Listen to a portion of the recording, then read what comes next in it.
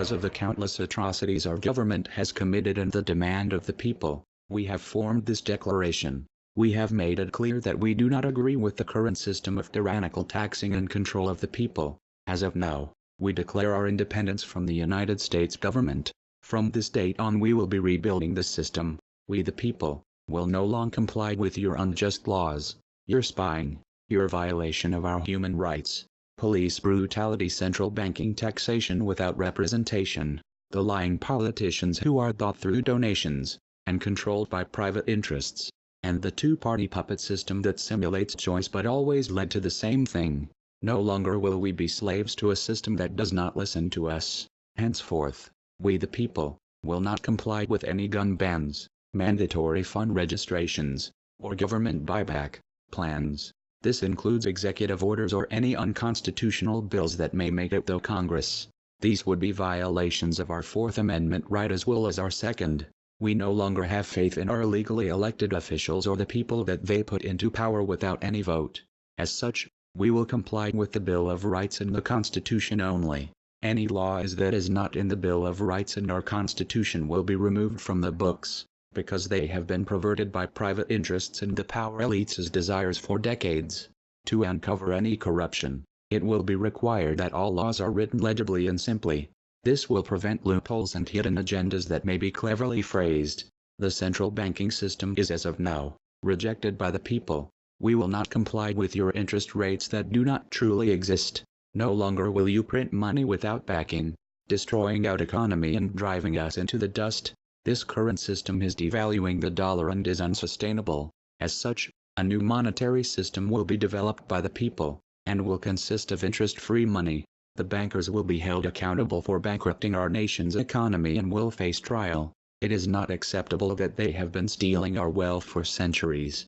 These individuals will be charged with crimes against humanity as well fraud and, at the higher levels of command, treason. Surveillance is an unconstitutional act.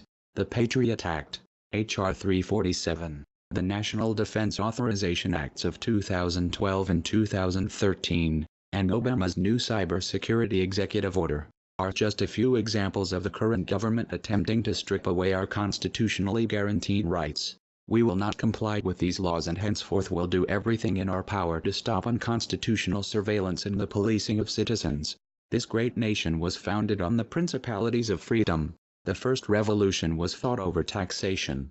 This time the taxation was hidden within your banking system and the unconstitutional corporation, the IRS. We are still taxed without representation as our government does not truly represent the people anymore. Our politicians' main concerns are to line their pockets with taxpayer money and bribes cleverly called donations. No longer. This administration has nerve to call great men such as George Washington and Thomas Jefferson terrorists. The idea that we all love so much was fought and died for by men like these. These are things that have been bled for before and, in need be, will be bled for again.